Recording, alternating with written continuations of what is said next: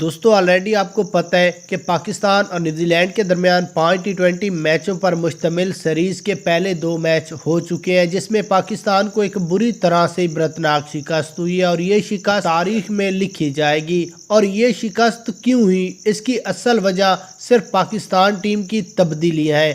اگر پاکستان ٹیم میں یہ ینگسٹر کھلاڑی نہ کھلاتے تو اس طرح شکست نہ ہوتی، جس کے بعد اب پاکستان ٹیم کے کپتان آغا سلمان اور چیئرمین محسن نقوی کی میٹنگ نے دوبارہ سے بابر اور رضوان کو ٹیم میں واپس لانے کا مشورہ کر لیا ہے کہ ان کے بغیر پاکستان کو جیتنا ناممکن ہے، ہو بھی نہیں سکتا۔ سیریز تو دور کی بات ہے، پاکستان میچ بھی نہیں جیت سکتا۔ جس کے بعد اب محسن نقوی نے دوبارہ یہ اناؤنس کیا ہے کہ اگر بابر رضوان ٹیم میں ہوں گے تو پاکستان کی ٹیم کچھ نہ کچھ میچز جیتے گی یا سیریز برابر کرے گی۔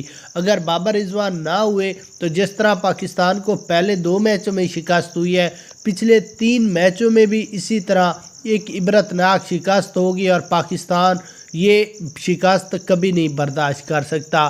محسن نقوی نے یہ بھی اعلان کیا ہے کہ اگر ینگسٹر اچھی پرفارمنس نہیں دکھاتے تو ان کو ٹیم سے آؤٹ کر کے ہم دوبارہ سے بابر رضوان اور پرانی ٹیم لائیں گے، جس سے پاکستان کو فائدہ ہو۔ اب کامنٹس میں آپ اپنے رائے لازمی دیں، کیا بابر رضوان کو ہونا چاہیے؟ اور یہ بھی محسن نقوی کو بتانا چاہیے کہ پاکستان ٹیم کا کپتان بھی بابر اعظم کو ہونا چاہیے آغا سلمان کی جگہ۔ اپنی رائے کامنٹس میں لازمی دیں۔